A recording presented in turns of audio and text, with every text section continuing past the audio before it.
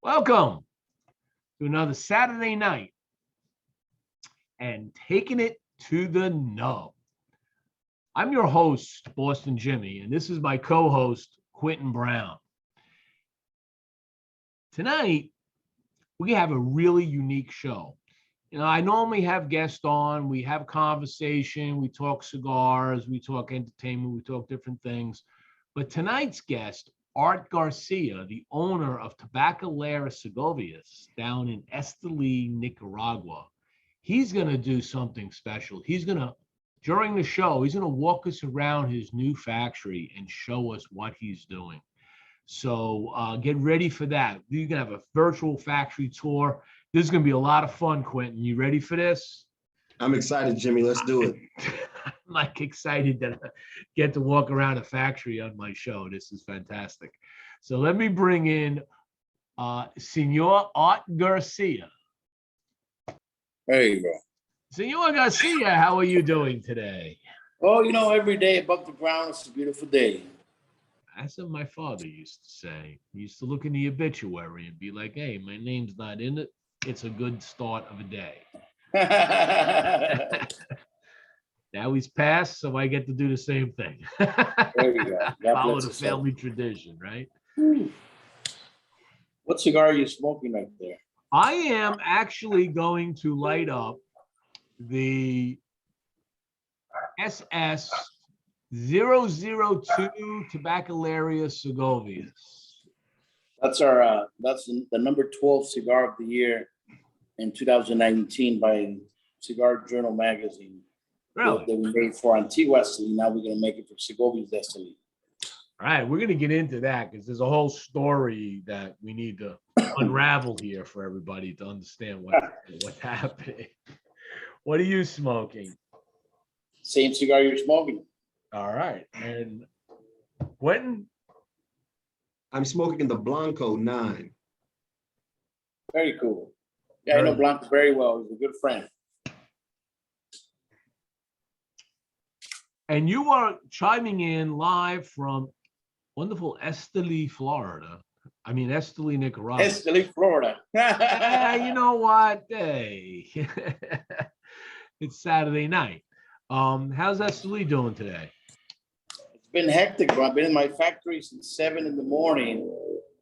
Today we did install a lot of lights for the new production tables that we're putting in. And so we had to put in 6 new lights for 6 new tables.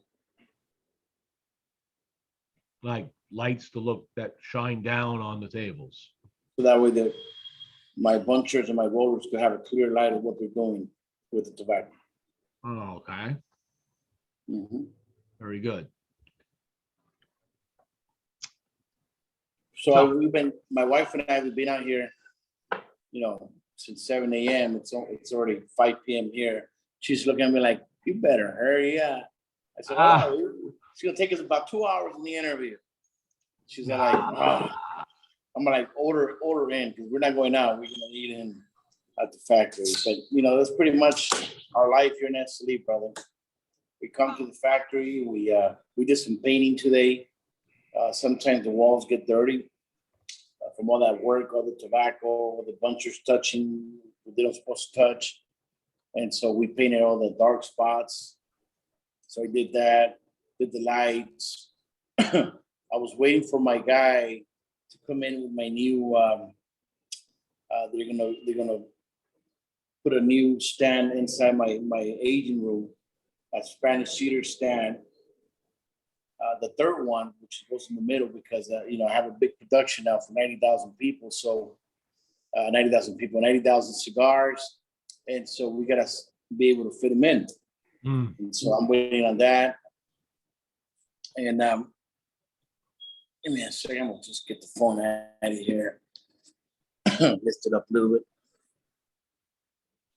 So you've been busy. You've been doing a little spring cleanings. It's getting springtime. Been busy. And then today I recounted all my cigar molds, all my cigar molds. It's funny. I started with 40 cigar molds. Right now I got close to 1,000. Wow. We're gonna see some of that and what that means for a growing company. Yeah, and so I started buying all plastic molds. You buy them from Frank Corto No, I buy them here in Nicaragua. or Nicaragua? We have a manufacturer here who makes it for us in Nicaragua, in Managua. Very good. The owner, he's from Spain, and so he's been filling into all the cigar companies here, all the factories. And so, I'm just a little guy ordering 20, 30, 40 at a time. But you got guys like Adrian ordering 1,000, 2,000. Well, just let them catch the ones that fall off the truck.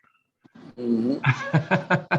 So Art, can I ask a quick question just for the folks that may be tuning in that are not familiar with what you're referring to when you say molds? Can you go into some detail what that means to the tobacco process? Well, see, there's different steps in the question you're asking. So there's a lot of steps, right? But pretty much a cigar mold is what makes the filler inside the cigar. Okay. So you put all the tobacco together, the cigar buncher, not the roller. Cigar buncher puts the tobacco together, or we call them tabacero.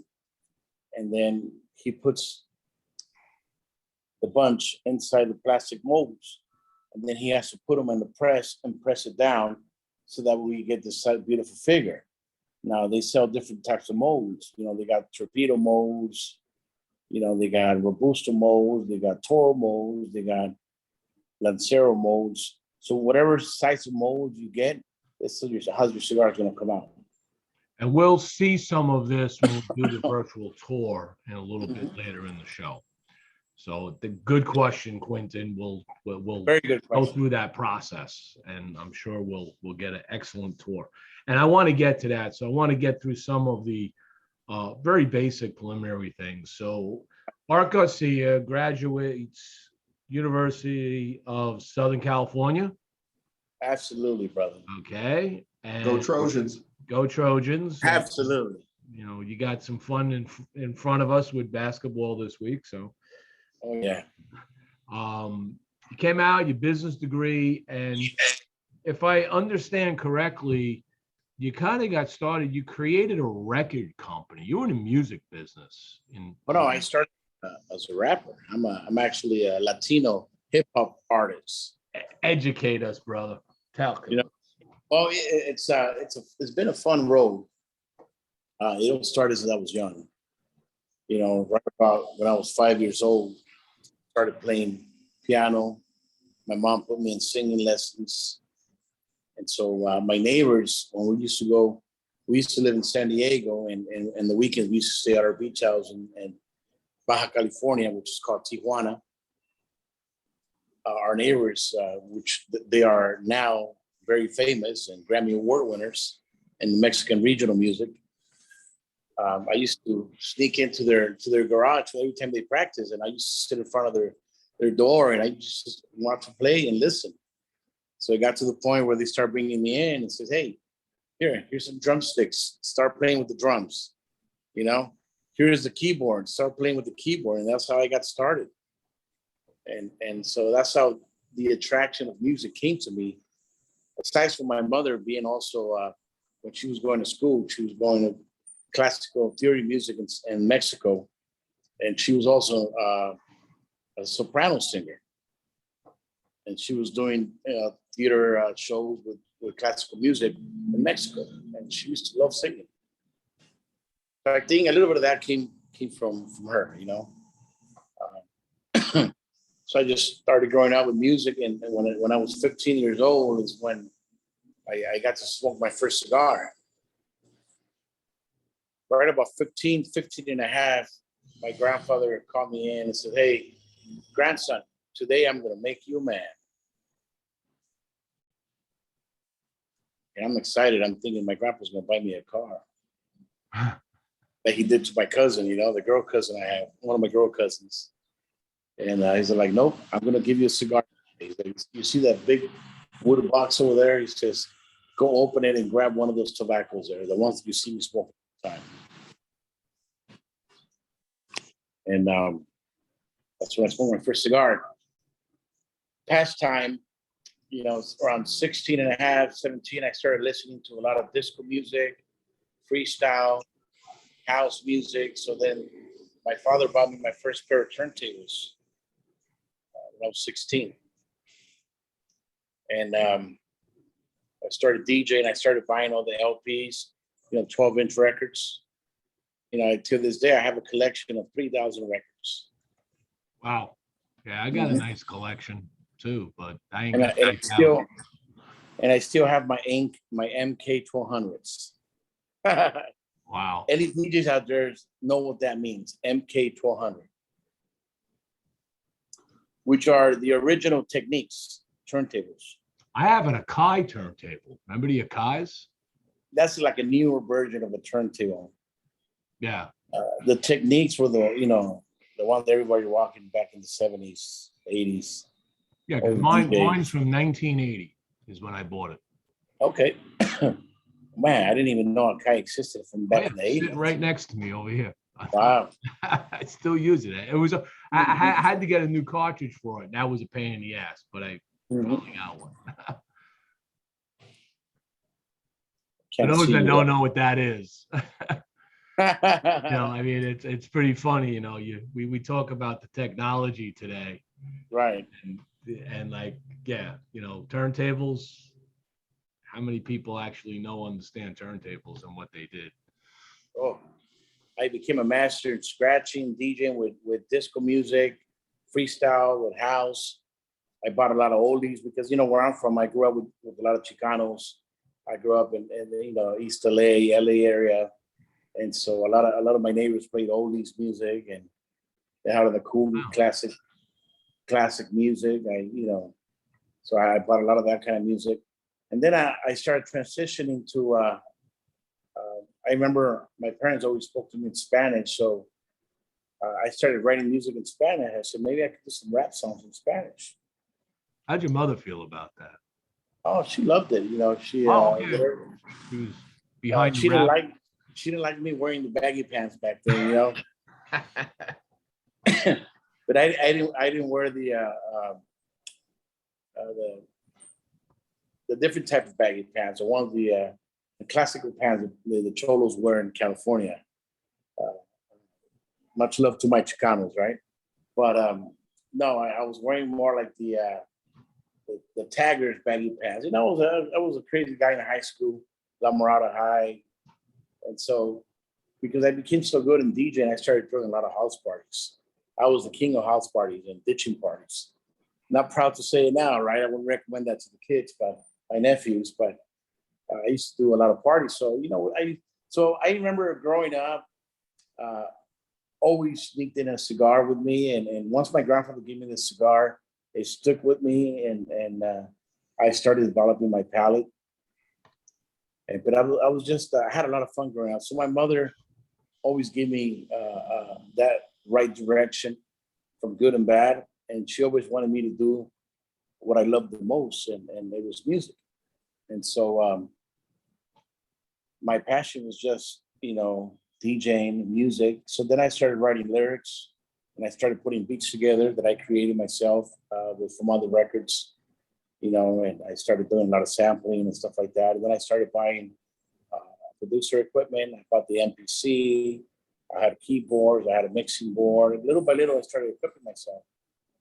Then I remember I wrote a demo, and that demo got heard by a record executive from Universal Music.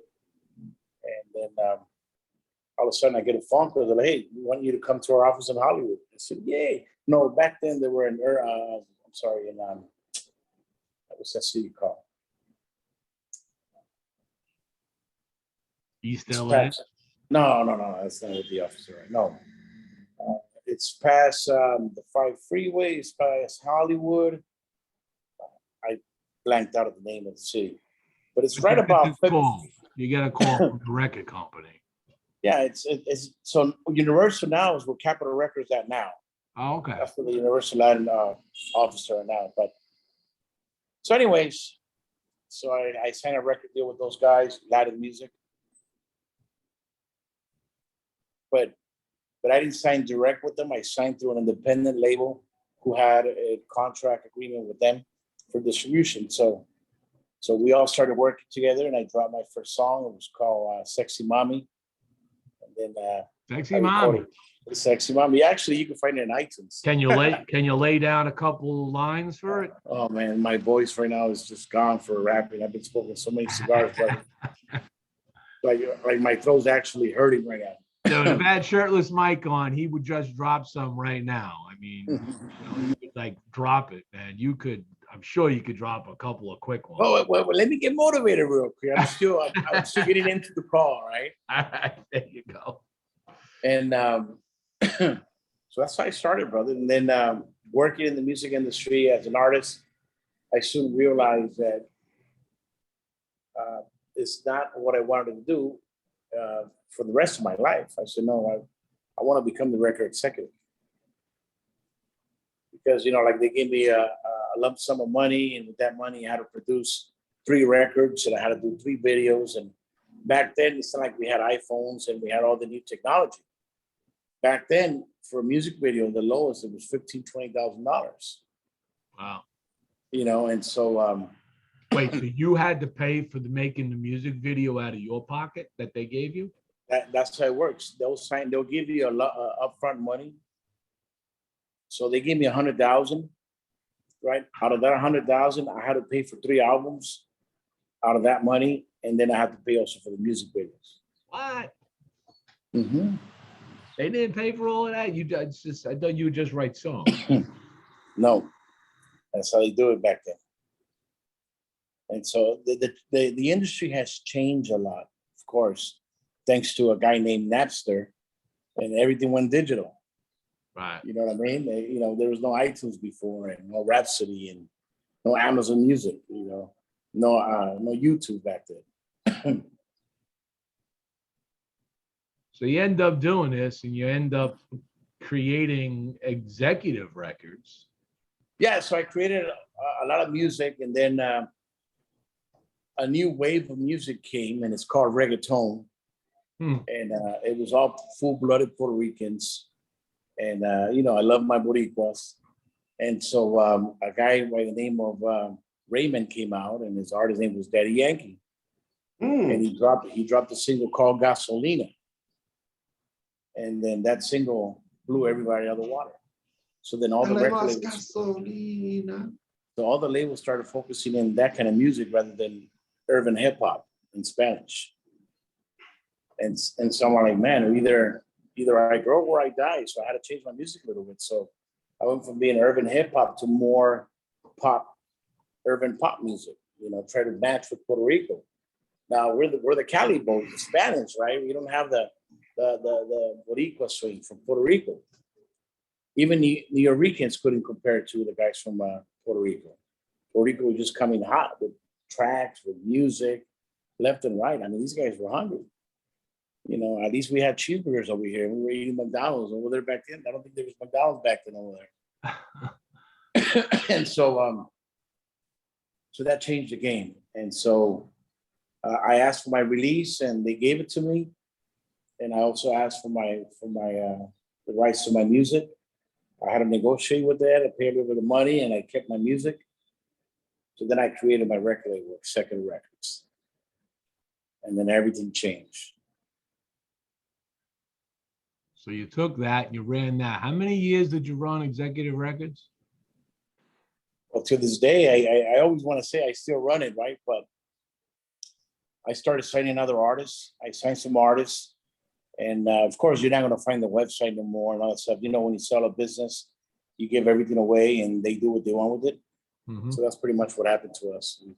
I sold it for a good amount to an undisclosure party, and they pretty much a few months later they wiped everything out. Wow. So you take this, you add some money, you did your record thing, you did your music thing, you made your mama happy, and then you're trying to make grandpa happy now and be like, let's go back into cigars. Yeah.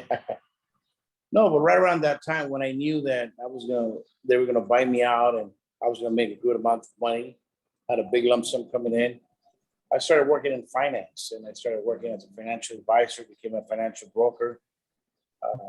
I started working with a big company called Aegon.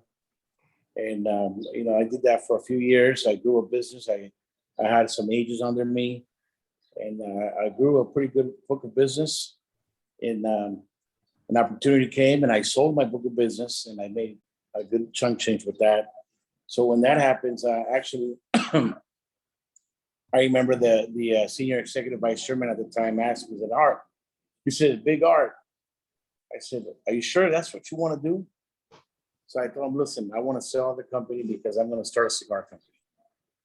And so I remember back then I was already making blends in LA. So in LA, I had a friend, and I took him to all my shows. And then when I do shows in LA, and we started making a lot of cigars. So I said, listen, I want to focus and dedicate myself to the cigar business.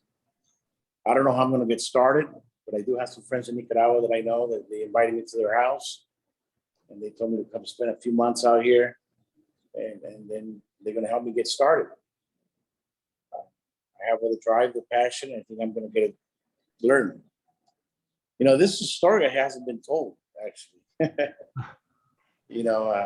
So he said, okay.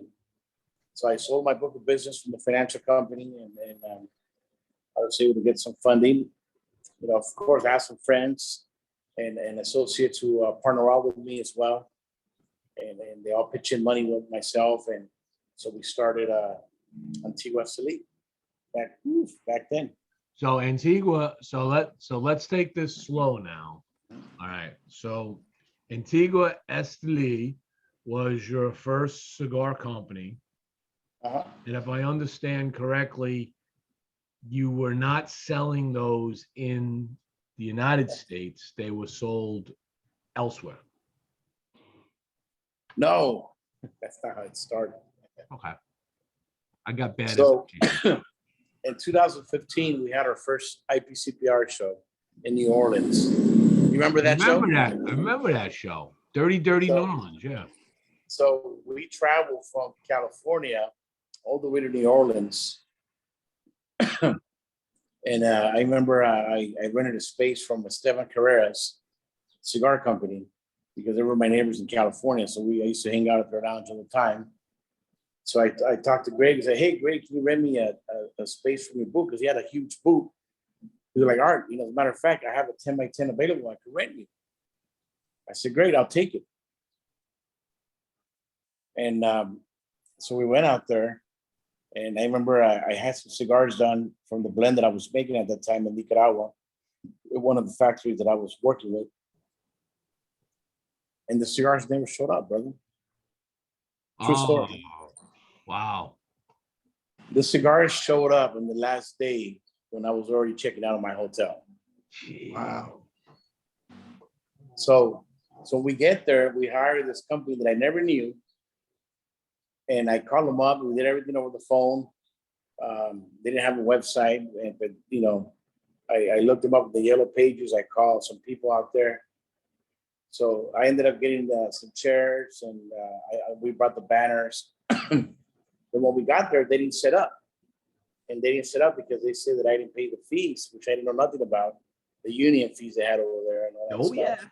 Yeah. and so they didn't set up. So they didn't set up a booth. And so when we got there, me and my friend Eddie Payan, we actually we took a Costco run, and we bought all the furniture at Costco. We bought this chest table, coffee machine, and 2 chairs, and we went and set it up, and we put our banners, and we were right in front, right next to Padron and right behind Cigar Journal. Nice location. Mm-hmm. And so when we were there, like in the middle of the show, Don Orlando Padron, rest in peace. he drives up to us because he has a little motorcycle. So he drives up to us and says, hey, let me try one of your cigars. You guys are from Nicaragua? I said, yes, sir. So I told him, I apologize. I'm going to have to owe you a cigar because they never got here. And he starts laughing. He's like, I've been there. I know I know the feeling. He said, well, give me a second. I'll be right back. So he went back to his booth. and he brought me a box of the muscle cigar that came out that year. You know which cigar I'm talking about, right? Yeah. Yep. Yeah. He gave you a box of them? Yep. So we were smoking those and we were drinking coffee, and I had a great experience talking to him. He gave me some great knowledge. You know, I think I spent some of the best moments in the industry with him. Wow. And a few months later, he passed away. Yes. And so, yeah, rest his soul. And so that's my first show. So that's how we got started. All right. So let me halt you there for a second. I'm going to take, because we're almost at the half hour, I got to do a quick commercial thing. And then when we come back, take us through quickly. Let's do a quick through the first world, and then let's get into your newest venture, and when you're doing the new one, let's walk us through the factory as you tell the story through the factory, because that would be a pretty cool thing to do. All right, sound good? All right. You tell me. Awesome. So let me quick do some commercial shout outs here. So today's show brought to you by Drew Estate.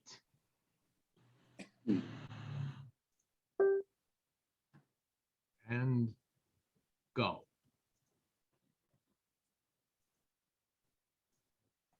Hello. I love live shows. Hold on a second. Let me just back this one up. That's the wrong Drew. That's Rodriguez. I know. Oh, I knew that was going to happen. That was exactly what I didn't want to have happen, but we're just kind of open all of this up. Get ready, because Drew Estate is back and better than ever. With a party so big. Stop. You see, this is my fun I'm having right here. So let's just go start here. We're going to open this. We're going to go over here. And now. Get ready, because Drew Estate is back and better than ever. With a party so big that only the Lone Star State can contain it. Music, spirits, mouth-watering barbecue, cigars galore, and so much more. It'll be the most epic shindig there ever was. Barn Smoker presents Savage Feast, October 22nd at the South Fork Ranch, Dallas, Texas. Get your tickets now at barnsmoker.com. Go check that out, barnsmoker.com. Those tickets are still available. You want to be involved in that. Today's show is also brought to you by Rodriguez Cigars of Key West. 1947, the Rodriguez family began the masterful art of cultivation of their tobacco on a private plantation in the town of Siguane, Cuba.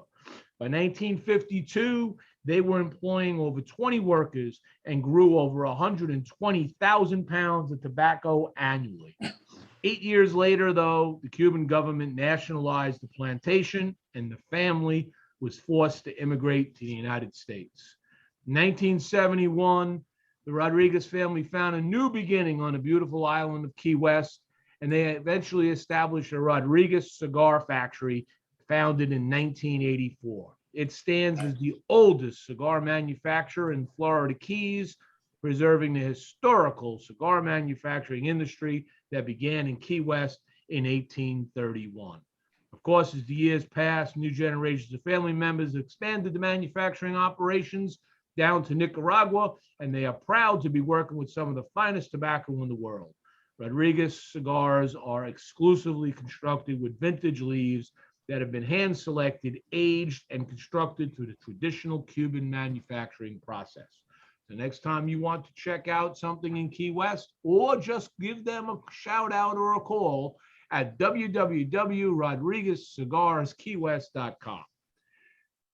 Today's show is also brought to you by Platinum Nova Cigars. Platinum Nova is a family-owned and operated premium cigar company. Only the highest vintage tobacco and the most skilled hand workmanship go into the making of each Platinum Nova cigar. This results in a timeless blend of art and craftsmanship. The Nova brand and the family's work are a tribute and an honor to their grandfather to always remember him and his infinite passion for the finest cigars. Their love of cigars started with their grandfather, a dedicated master blender and entrepreneur in the cigar industry. So the next time you're looking for that exquisite cigar experience, pick up a Platinum Nova. You can check them out at www.novacigar.com and on Facebook, Instagram, and Twitter. Today's show is also brought to you by our friends at El Chan Cigars. Welcome to a dream come true. Husband and wife, Gabby El Chan and Liz, want all the hands that work the tobacco leaf in their home country of Puerto Rico to have the same opportunity to expose their products. They call it La Joya del Chan because they cultivate part of their product and at some point want to be able to supply the world with their native tobacco leaf. The pride that Gabby and Liz feel is the same pride of all those who work the tobacco leaf, and for this, they deserve a portal that represents them. Thank you for supporting our country, they say. We will resist. You can follow them at www.lajoyadelchan.com and El Chan Cigars on Instagram and Facebook. Today's show is also brought to you proudly by the Cigar Clowns. The Cigar Clowns is a Facebook group that invites all to come along the journey with them to find the perfect cigar. If you're lucky enough to get your hands on one of their limited releases, you know what's up. If you haven't had one yet, stay tuned to their page, and when one drops, they go quickly. Good conversation, great people, and smoking cigars. So we'd like to welcome all brothers and sisters of the leaf who share the same love as we do for our cigars to join the Cigar Clowns Facebook page. And you can also check out on Tuesday nights, they do a Taste Test Tuesdays, where yours truly is part of the panel to help review and study the cigars that may or may not get a Cigar Clown ban. And it's broadcasted live on Facebook and YouTube, if I'm not mistaken, every Tuesday night. Lastly, the Cigar Medics. Before you light your next cigar, be sure to check out Cigar Medics, the makers of the patent-approved humidimeter. The humidimeter is a tool designed to display the relative humidity inside your cigar. With this device, there's no more guessing.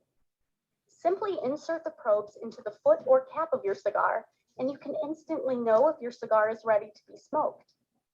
Buy now on cigarmedics.com and see site for other cigar accessories. With the humidimeter, you'll know when to hold them and know when to smoke them.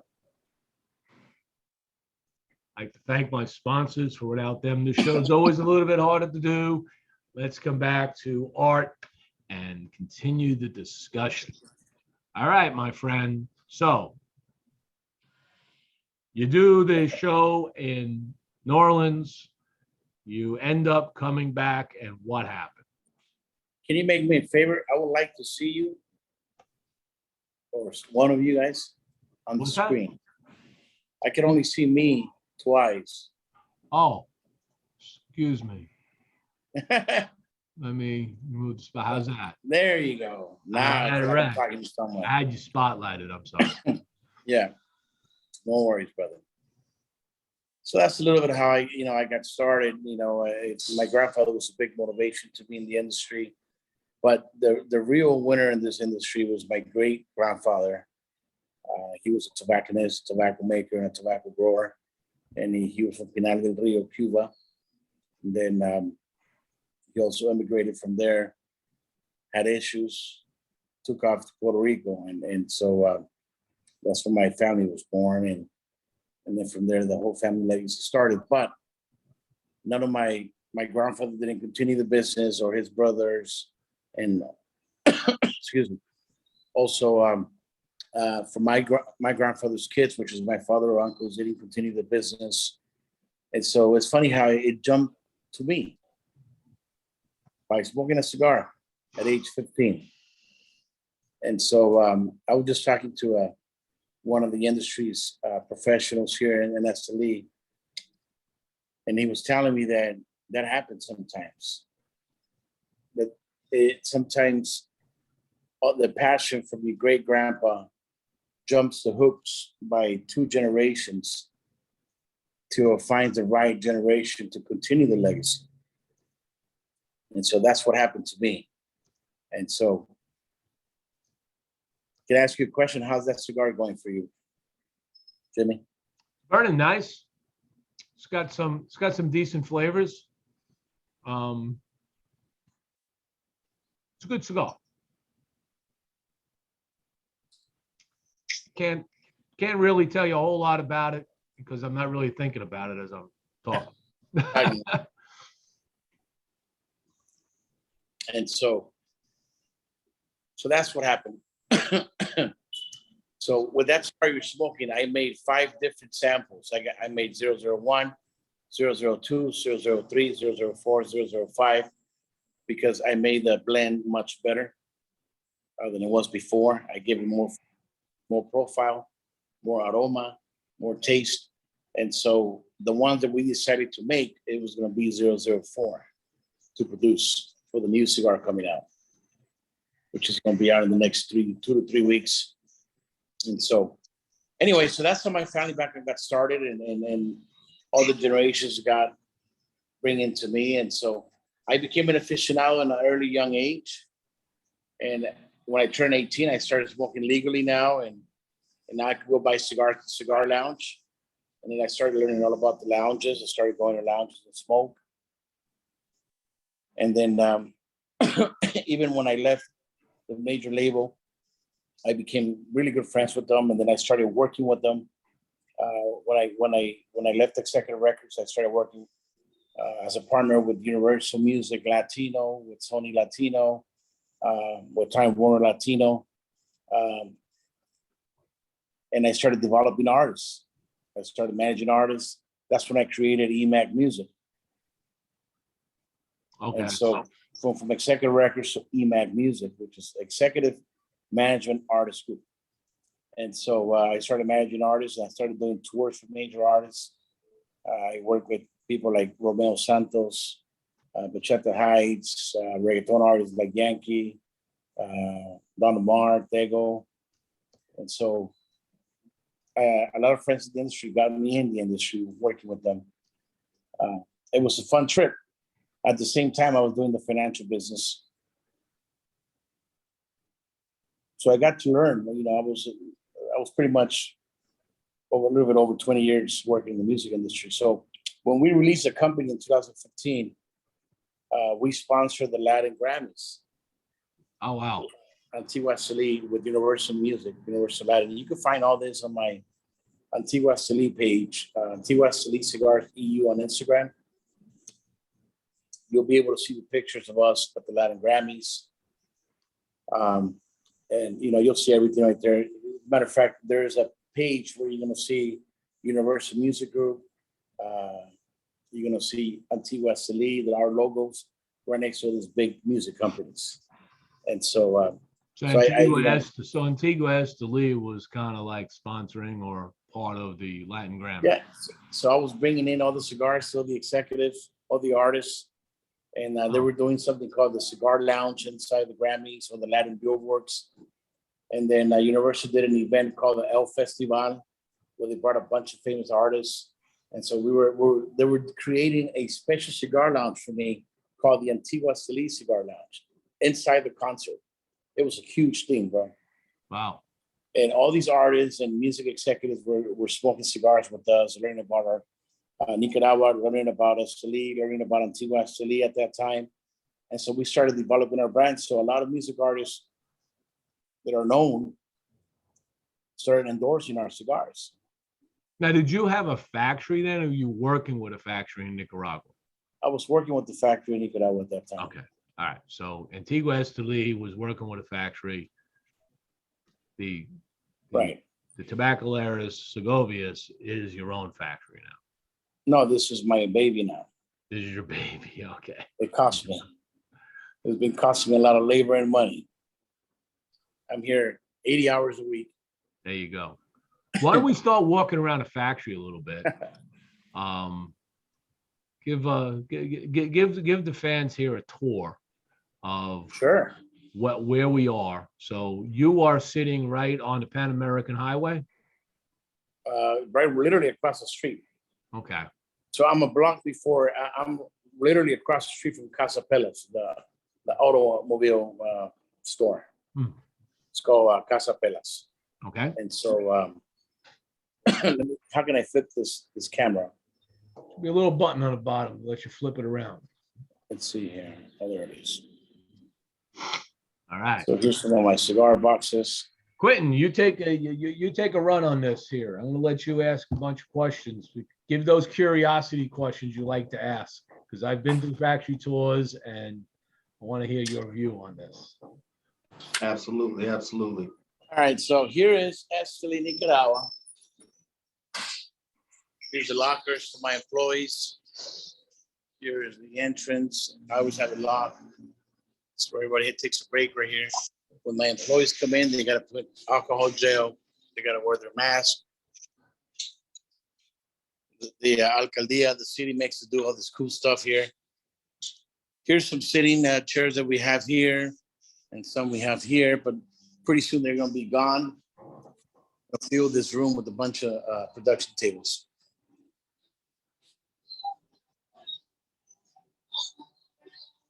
Turn the lights on real quick.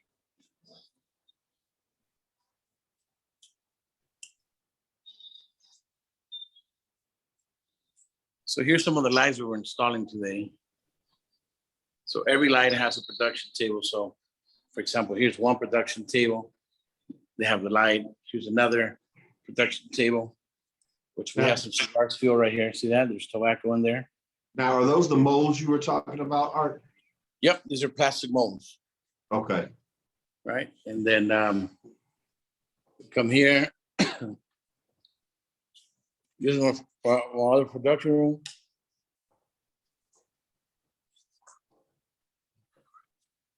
And I see currently you have some molds being pressed up against that back wall. Well, they're not being pressed. They're just waiting to get pressed on Monday. Okay. Okay. Approximately how long do your cigars how long are they pressed for? They press them 15, 20 minutes. Okay. That's our company, Segovias. That's our U.S. company as well. All right. The restrooms right here. Here's one of my, I have 3 storage rooms for my cigar molds. Here's one of them. Check that out. Now those are wooden molds, right? That's right, because the only ones that they don't have in plastic right now are torpedo molds or lanceros. So we have to have, so these are plastics right here.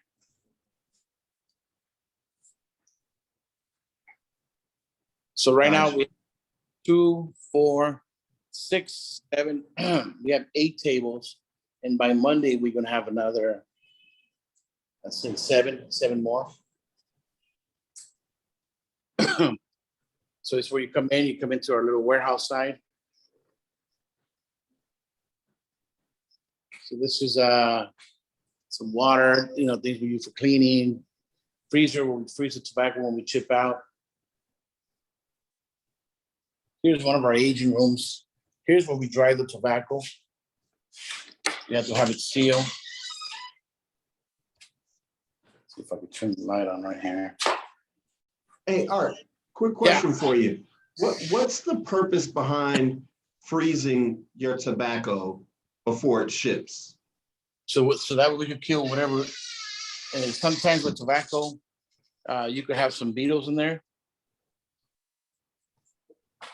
And it happens all the time. So every factory, before they chip out any tobacco, they freeze it for 72 hours.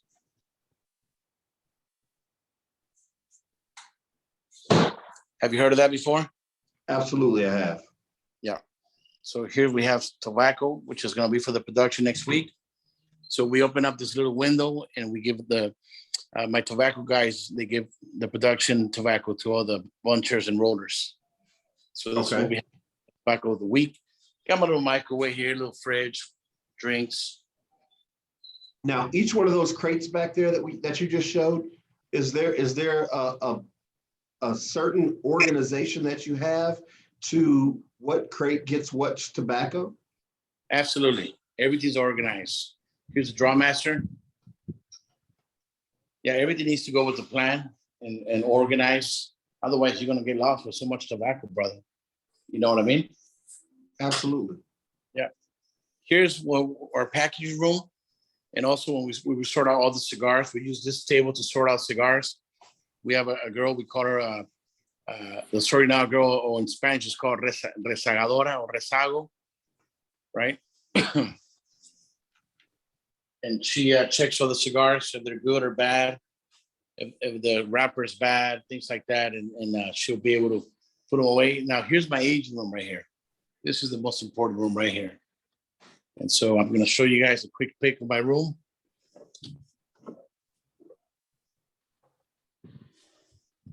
Give me a second here. I got to grab the key. Can't go in there without a key. Hey, Art, I noticed on one of the rolling tables out in the front room, you had a small scale.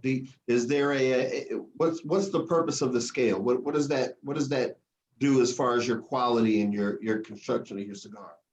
Every cigar that comes out of the bunch, we weigh it. So when the buncher puts the cigar bunch and it's overweight, that means the cigar is going to be either the draw's not going to be good, or if it's less tobacco, it's going to be too loose. So before draw master, we want to make sure we scale it so we can make sure it's going to be perfect. You know what I mean? Awesome. Okay.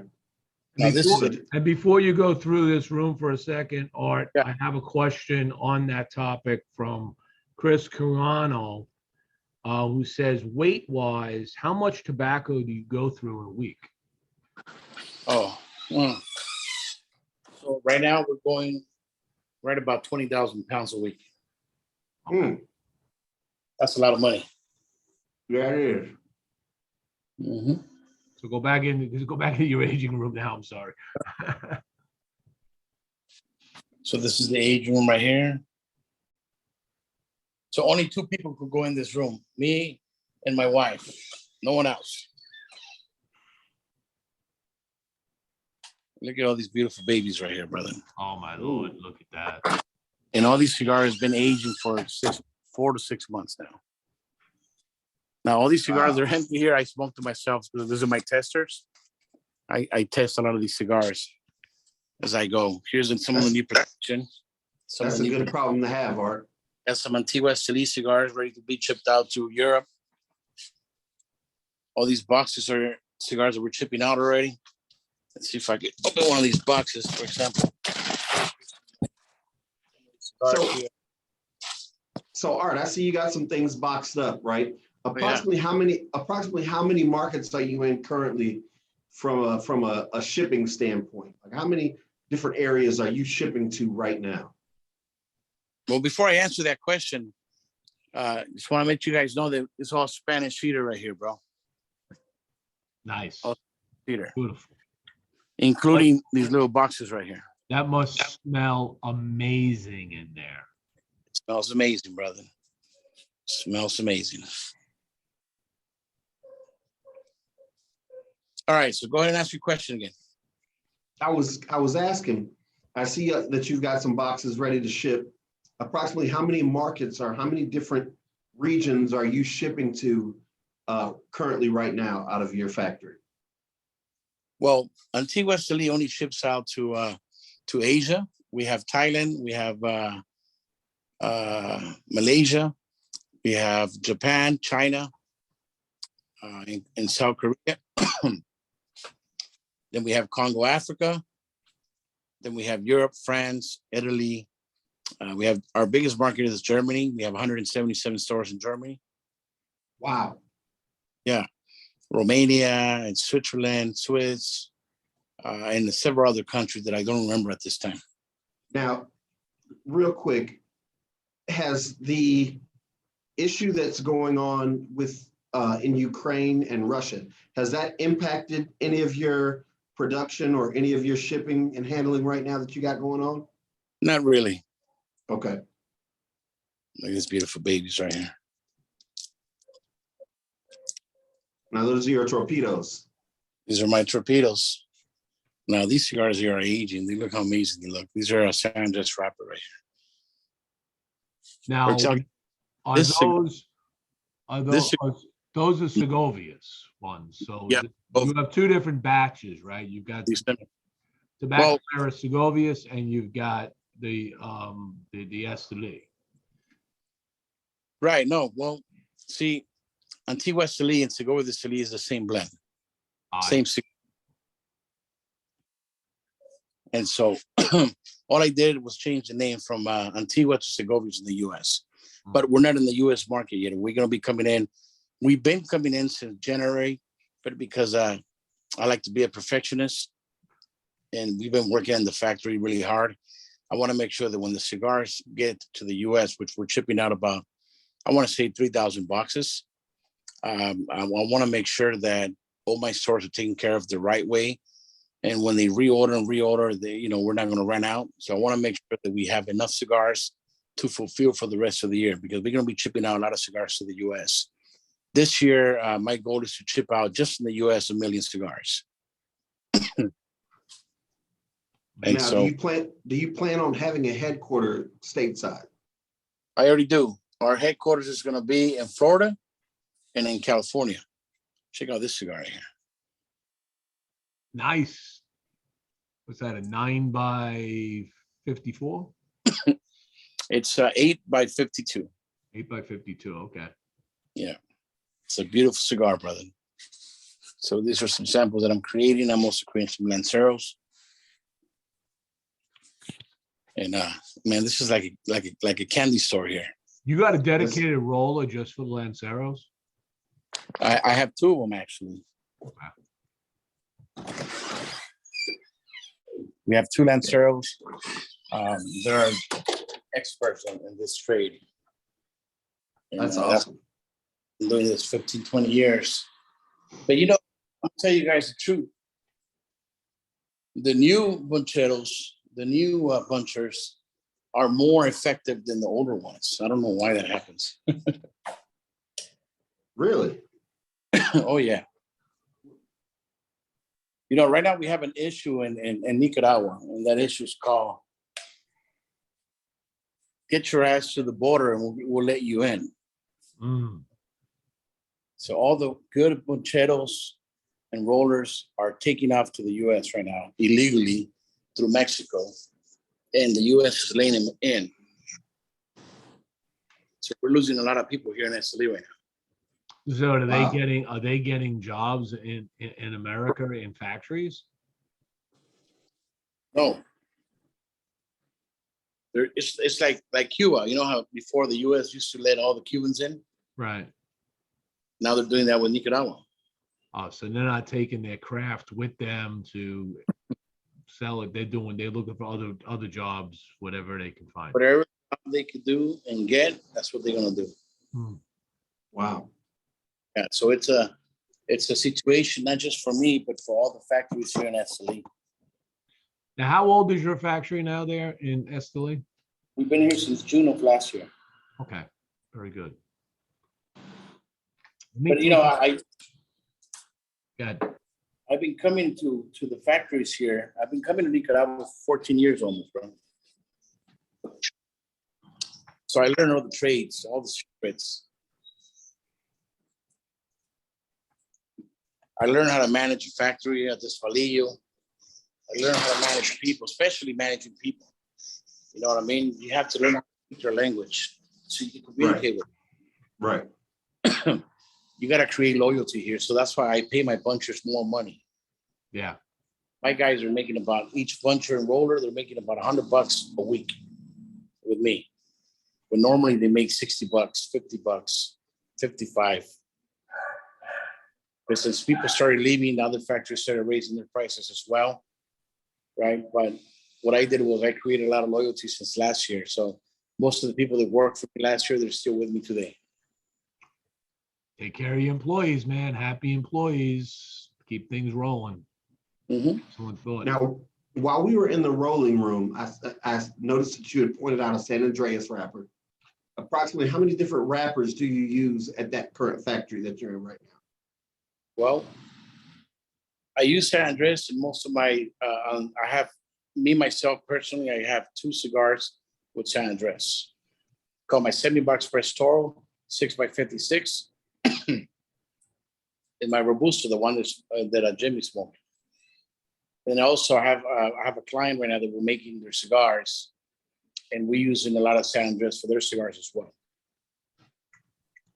So San Andres is a very hot cigar wrapper here in Nicaragua. Everybody wants that tobacco. I was going to say, how do you get your hands on that as a new factory? You must have made some friends. I have a lot of friends, yes. And so I have a good relationship with the actual growers in Mexico, the Turin family. Okay. And so if I don't get it from them, then I'll get it here. I'll hit up AJ. And if AJ don't have any, then I'll hit up another friend who I know he has Mexico all the time, but they buy by the containers. And so, but when we find it, we don't just buy 100 pounds, bro. We buy, 500 pounds, 600 pounds, 1,000 pounds. Right. And each pound's like $20, $22, $24. You know what I mean? And then you said just last week alone, you went through 20,000 pounds collected. No, not on wrapper. No, not for wrapper. For filler binder, yes. But for wrapper, it's less than that. Okay. Yeah. All right, let me take another quick break, go quick through what's new in news and reviews on Stogie Press, and we come back. Let's think a little bit more about learning about art and things you maybe haven't told us about. Ooh. Kind of lightning round. All right. Let's do it. So hey, I gotta become one of your sponsors now. there you go. I appreciate it. Mhm. So this week on Stogie Press, I got to review 2 cigars. I've been really busy at work, so my real job gets in the way of my cigaring sometimes. But I took a look. The first one was what's called the Snake Shake. The Snake Shake by Room 101, the Luxury Cigar Club. This one came in at 89. This cigar, flavor-wise, it had some complexity to it. There was some caramel and cocoa and coffee notes, some cream, fruit. There was a sour note at the end. I'll get to that in a moment. Some spice and walnut.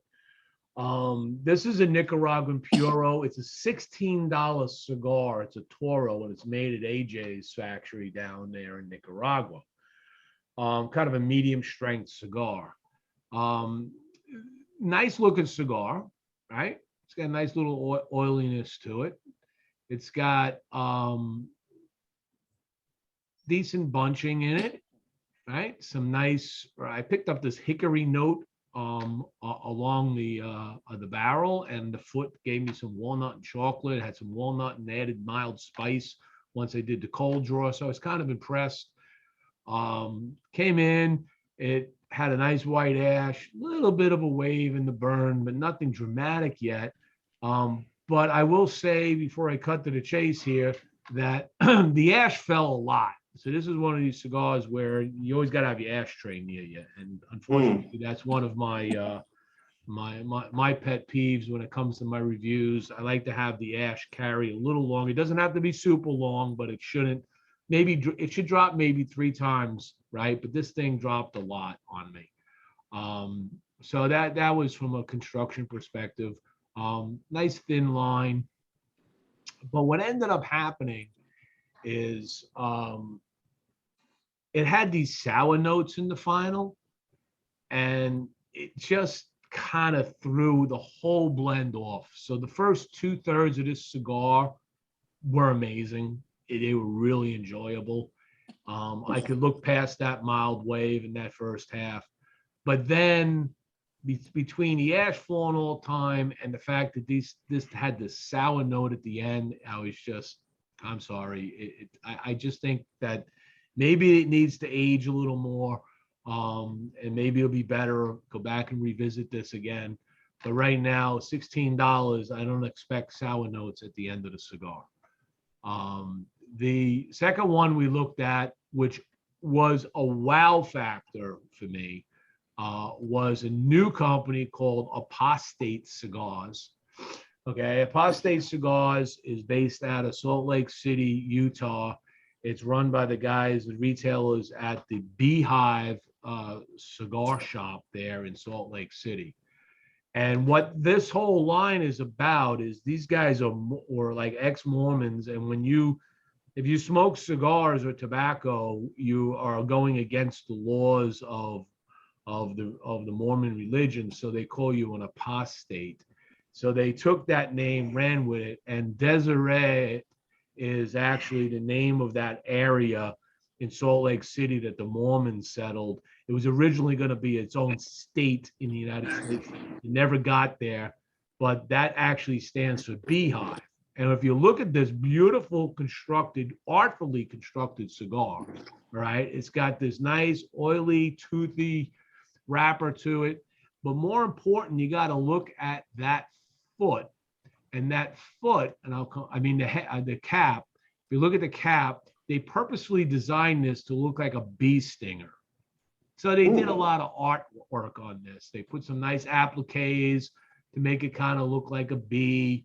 Okay, so they did a really nice job on the construction and the visuals on it. From a flavor profile, complex flavor profile.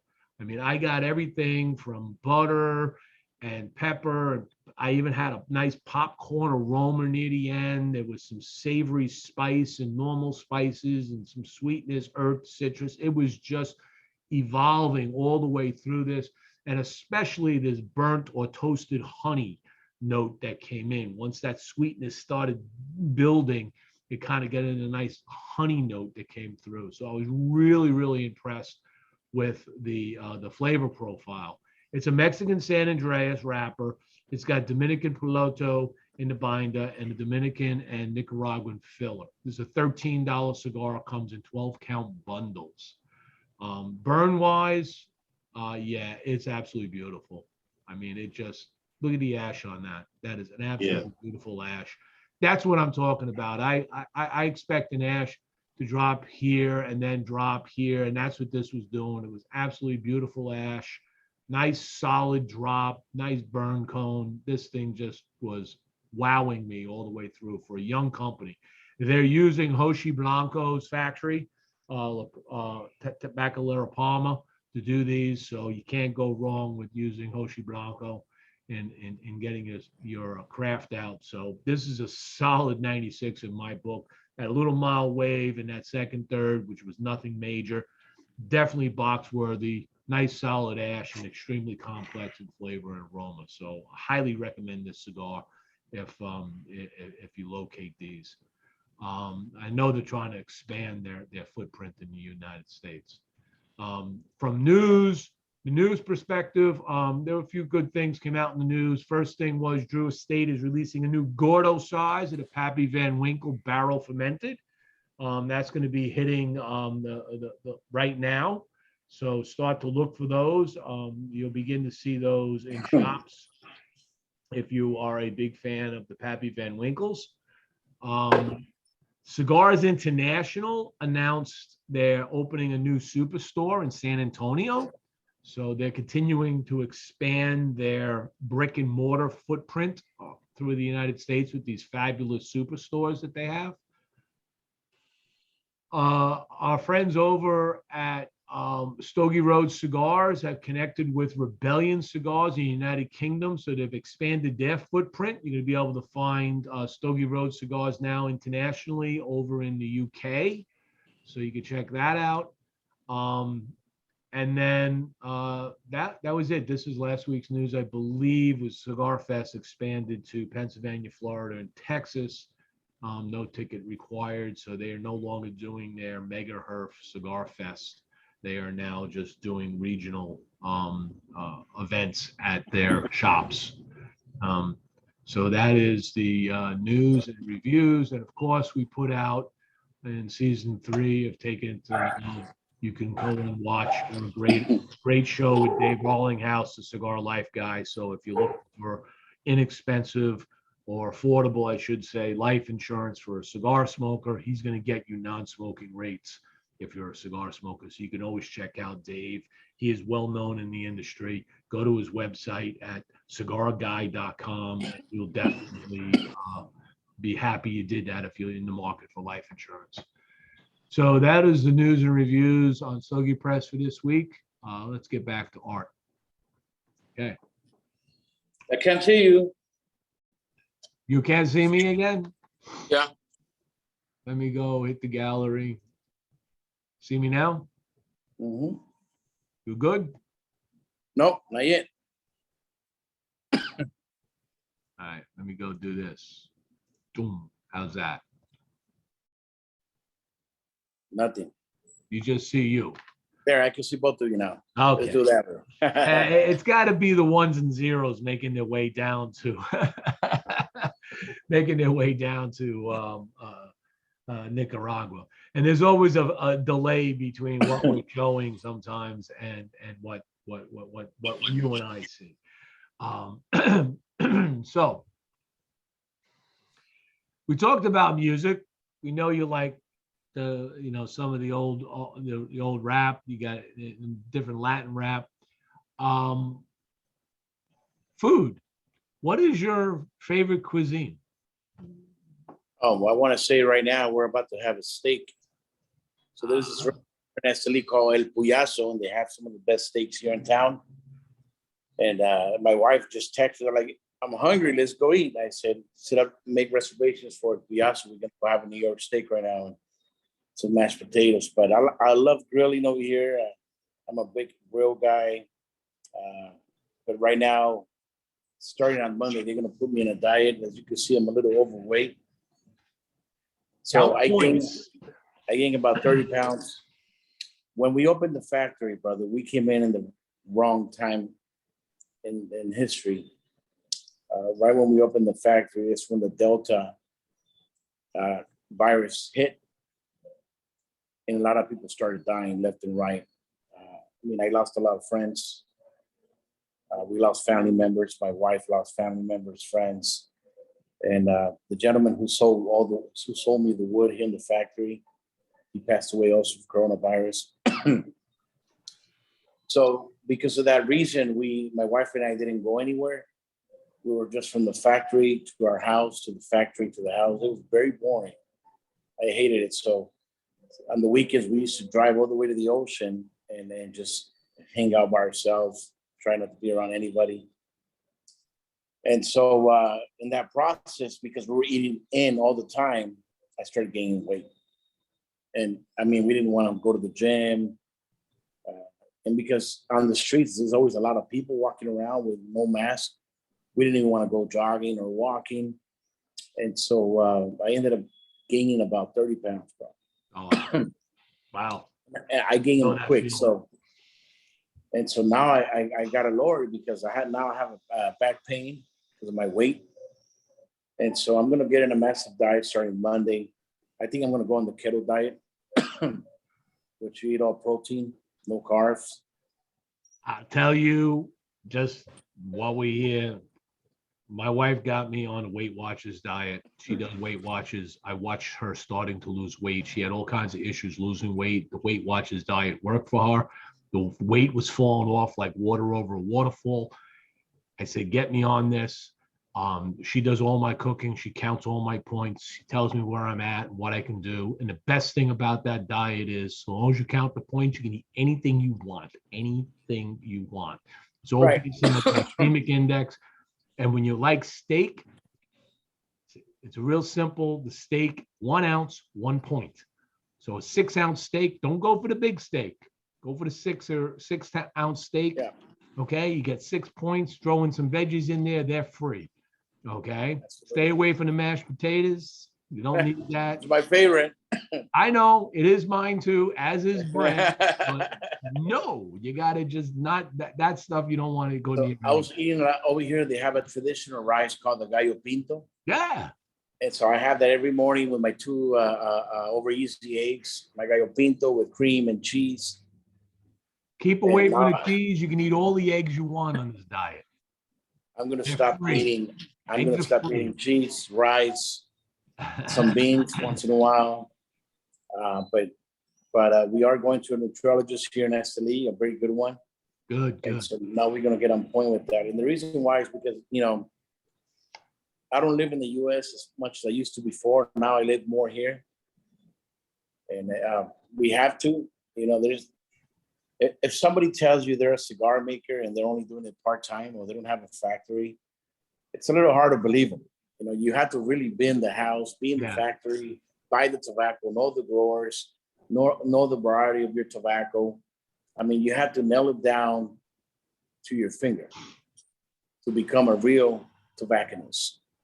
And so it's a process. It's not an easy process. It's not something that I learned overnight. I've been doing this for a long time now. And, you know, I work in the tobacco farms. I work inside the curing farm.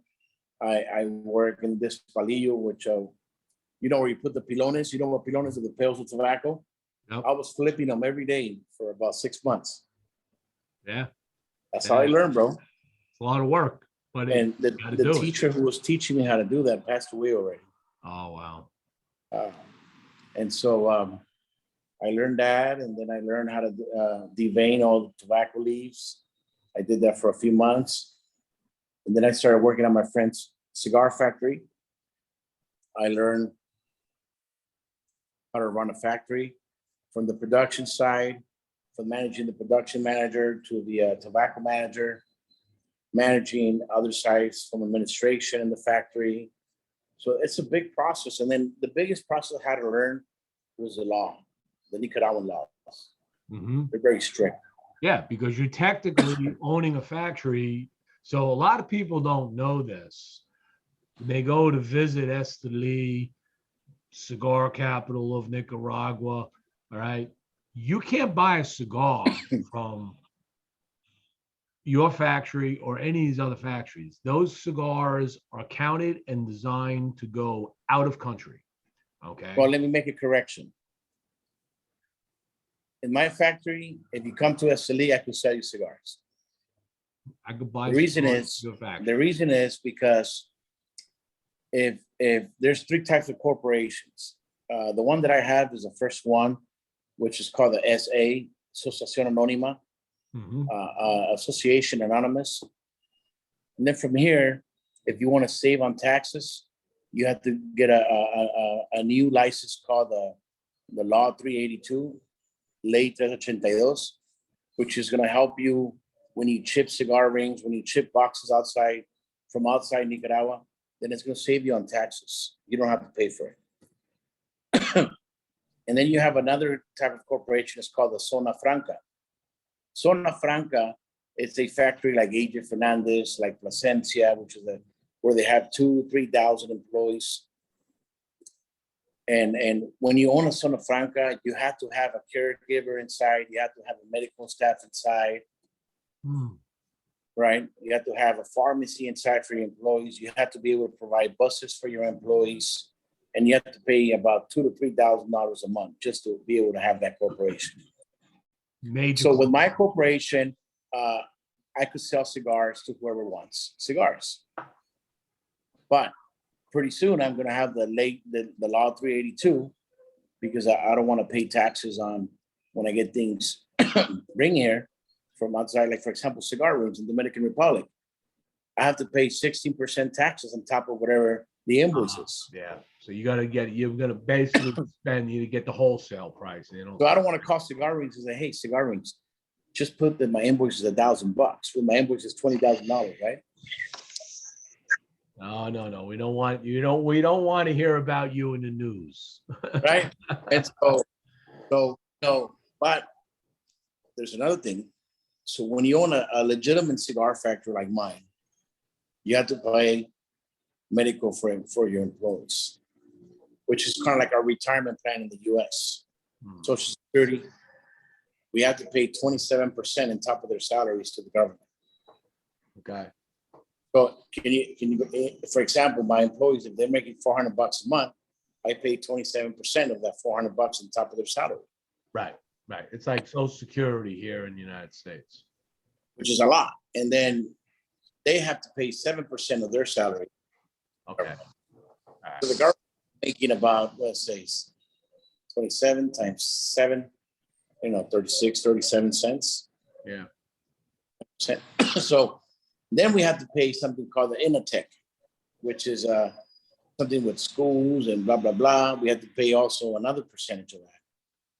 And then we have to pay 2% exportation fees. And then we have to pay the yearly fees. And then we have to pay, at the end of the day, brother, Esteli is making a lot of money. Esteli, is it just municipal or is it federal also going into It's all the stuff. Right. So, and then we have to deal with the Ministry of Work. And if an employee gets pissed off and walks away and goes to the Ministry of Work and says, hey, you guys treat me bad, they'll send the whole squad over here, try to regulate us. Then we have to call our attorneys and we have to play by the books of the law. So there's a lot of rules we have to learn as business owners here in Nicaragua.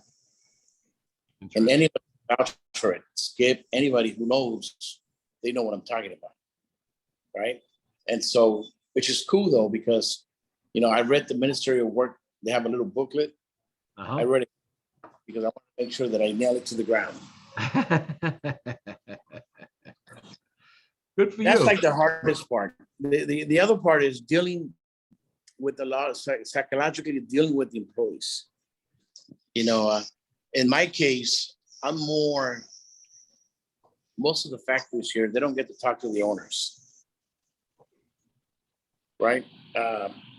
In my case, I deal with them on an everyday basis because I go in the production room and I make sure they're doing the right job. I want to see how they're storing out my tobacco on the bunch. I want to make sure they're putting the right press. I want to make sure they don't leave any, sometimes when they press it too much, the cigar bunch will have like a line, right? We want to make sure we don't have that. And then we got to deal with the rollers. Most of the rollers are women here. Even though I got two guys who are cigar rollers and they're really good.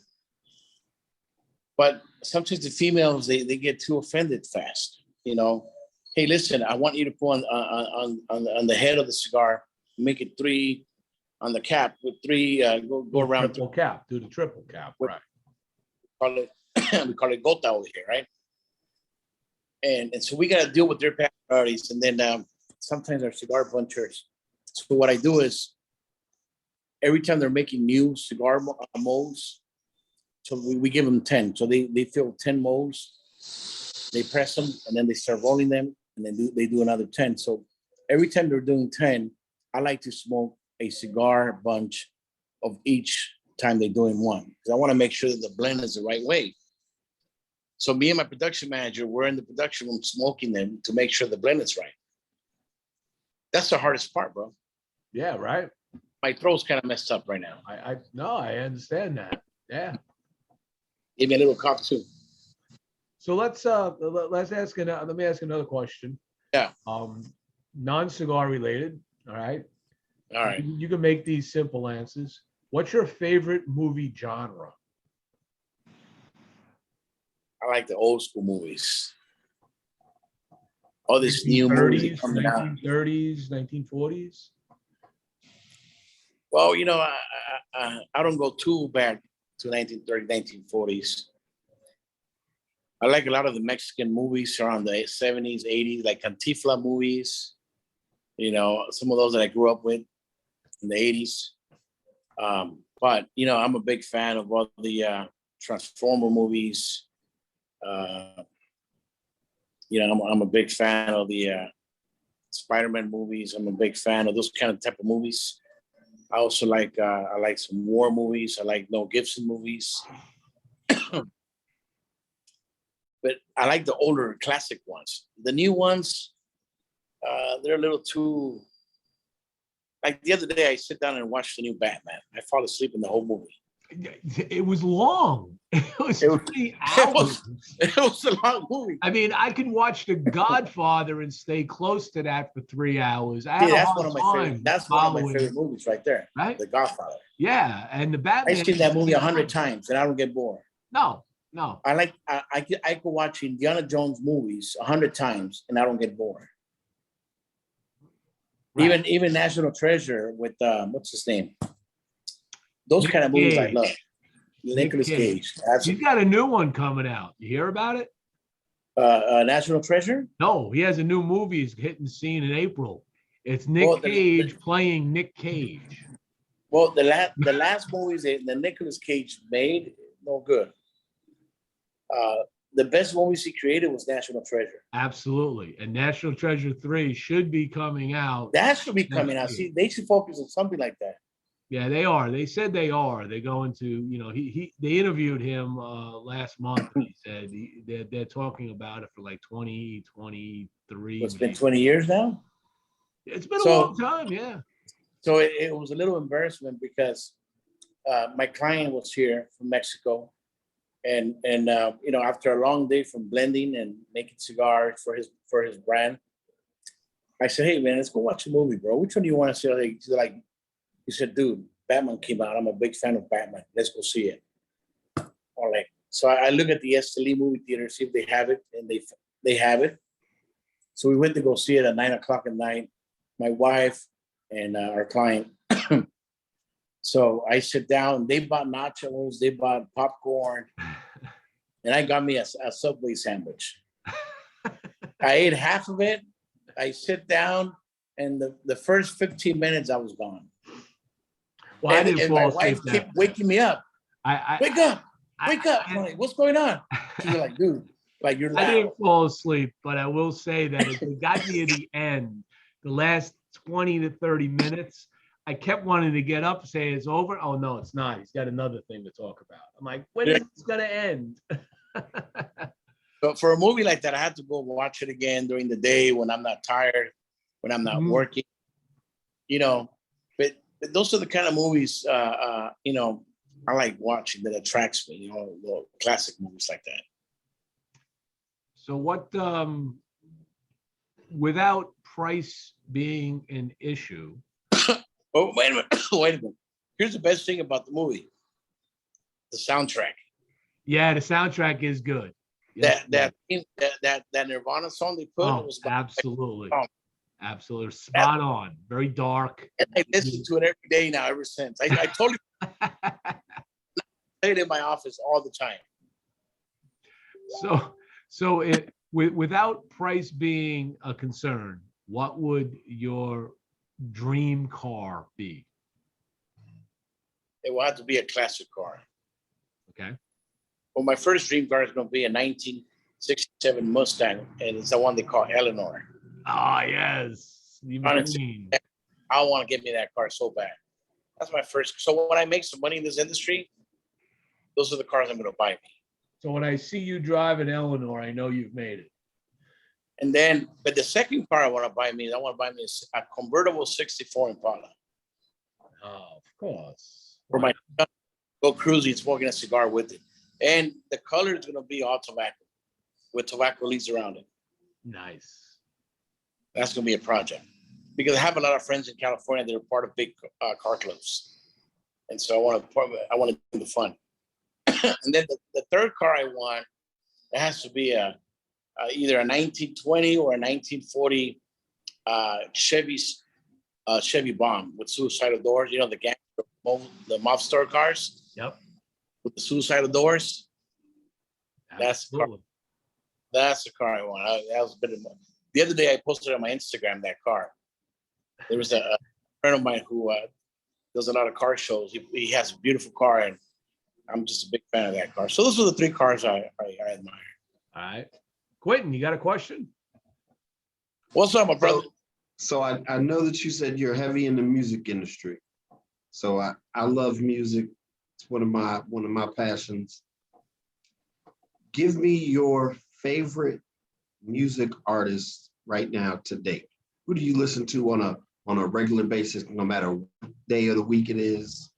Oh, I listen to the classics, bro. I listen to Jay-Z, X, Snoop, Dre. You know what I mean? I listen to the classics. I don't like the new stuff. So my wife tells me, I watch the late shows at night, and they have these artists, new artists on, and I'm like, oh, well, they sounded pretty good. She goes, you don't know who they are? I'm like, no. Like, did they call themselves the Rolling Stones, Led Zeppelin, Deep Purple? And the reason why I listen to these artists because I have a personal relationship with them. Hmm. For example, DMX was a friend of mine. Rest in peace. That's- I remember I took him to one of his concerts in Long Beach at the Queen. What's it called? It was the Mary Queen, the Mary Queen boat in Long Beach. Oh, the The Queen Mary. Queen Mary in Long Beach. And I just happened to take my little brother for the Halloween hunt they had right there. And then I ran into his manager, like, dude, what are you doing here, bro? He was like, dude, we have a show. I said, you didn't know about it? I said, nah. See, I met all these guys through the labels growing up. And so like X is in here. I know if you're here, you got to see X. They're like, yo, I got my little 12-year-old brother with me. So like, bring him in. So we took him backstage with us. So, and then we go backstage, X is performing, sees me, want to say what up to my boy, the Executivo. You know, my artist name's the Executivo. Big Art. And then he always has a Jack Daniel bottle with him all the time when he's on stage, or a Hennessy bottle, right? Okay. And so he grabs his Hennessy bottle, he drinks it, and then he throws some on the floor for his buddies to pass away. And then he goes up to my little brother and says, here, little man, this is for you and your brother. Hands us over the bottle. I'm like, whoop, give it back to me. And I remember that was one of my little brother's best experience he ever had in the music industry. So I always listened to his music. Jay-Z, I had a cigar with them. Matter of fact, when we did the El Festival show with Universal Music, Jay-Z, that's when he first came out with his Douche cognac. So we collabed together, and so we were giving away Douche cognac and my cigars at the same time. So I became really good friends with his marketing manager, and then we connected that way. All right. And then, of course, I listened to all the West Coast music. I'm the only crazy gringo here in the factory listening to that music. So now I got some of my bunchers right here all into hip hop now. Instead of reggaeton music or Spanish music, they listen to hip hop. Now you starting to sound like Skip Martin now, man. No, I'm not trying to imitate Skip. Skip, he listens to different types of hip hop. I like some of Skip's music as well, and then you know we kind of have the same taste, but we grew up listening to that kind of music, bro. Because all the new music right now, it's garbage. Yeah. I mean, there's this artist who came out who, first of all, he's a gay dude. And then he came out with some tennis shoes, some Nike shoes that he created. They call him the devil or something like that. What's that guy's name? Lil Nas X. What is it? And then he has a devil fucking him on the music video. I mean, what kind of garbage is that, bro? They ain't no hip hop. Yeah. You know what I mean? A lot of these artists nowadays are master marketers, and they just happen to be able to put a fancy beat on and be able to rap. They're not necessarily artists like the artists that we're talking about. When you start talking about Jay-Z, he crafts his music. That's right. You know, he sits in the lab the same way. It's one of the reasons why I notice a common ground with a lot of people that really have an appreciation for hip hop is that when you are a hip hop fan, old school hip hop artists sit in the lab and they listen to their engineer and they listen to the man that's making the beats. That's how I did it. And they study it. It's almost comparing it to when you are in the cigar industry, how you have to go in the lab and you have to really study and hone in on your craft in order to be great at what you do. You can't just wake up and say, hey, I want to throw together a cigar and then call yourself a cigar manufacturer. That's right. We have those guys, but they don't last very long. So it's kind of a direct correlation to the hip hop artists that are here today and they're gone tomorrow. Jimmie, let me ask you a question. Were you there in IPCPR in 2018? Yeah. 18. Let's see. 18. 19. Vegas. Yeah, 18. Yeah. Who do you think took Rick Ross to the show? Say that again. Who do you think invited Rick Ross to the IPCPR? That was you. That was me. Good guess. He was walking with me. I'm the one who brought him to all the cigar manufacturers. Ask Skip. Yeah. I took him to his show, to his booth. He was grateful. He had a great conversation with them. I took him to the Fuente booth. I took him to Rocky, Placentia. Nice. I took care of him. To Drew State. So we have a question, and we'll make this the last one for the night because I know you've got a date with your wife, and we're well beyond our hour. Steve Newman. Take your time. Steve Newman asked a question, and I think we might have covered it, but we'll do it again. Where are you originally from? California. Born and raised, San Diego. Born and raised, San Diego. There you That's go. right. Simple I'm answer. a California boy. Grew up in California all my life. Right on. Yeah, we lived in San Diego till I was 12, and then I moved to LA County. And then I graduated from La Mirada High School. I went to John Glenn High School, and then I ended up going to finishing school in La Mirada because I liked the music band, but I was always in the marching band. I'm a trumpet and baritone player in a French horn. Oh, you didn't know nothing about that, huh? You didn't know about. Yeah, bro. Right on. Ever since You still play the trumpet? Yeah, from all the way from not middle school, but the school before middle school. I was picked up by a band director named Mr. Lee Mitchell, good friend of mine, one of the greatest teachers in the world. And he started mentoring me since I was 14 years old when I got to LA. And he gave me a trumpet and put me to play. And taught me everything about playing instruments. And I went all the way to college in music. Amazing. We marched. I was a lead trumpet player. I marched and a lot of band competitions. We did the Rose Parade a couple times. And then I was part of the Norwalk Call City Band as well. I was part of the City Band. The closest I ever got to playing a trumpet was playing taps and reveille on the bugle for the Boy Scouts. But my favorite instrument was the baritone horn. Dun, dun, dun, dun, dun, dun, dun, dun, dun. Wow. But when I don't listen to hip hop music or Spanish music and hip hop, I work a lot of the Mexican regional music. I develop some artists in Mexican regional music. But when I just don't want to listen to any of that crap, I start listening to classical music, bro. Classical music makes me think. Yes. It helps me take away my stress, along with a cigar and a glass of cognac or some rum here in Nicaragua. And my favorite music as well is Latin jazz music. I love jazz music.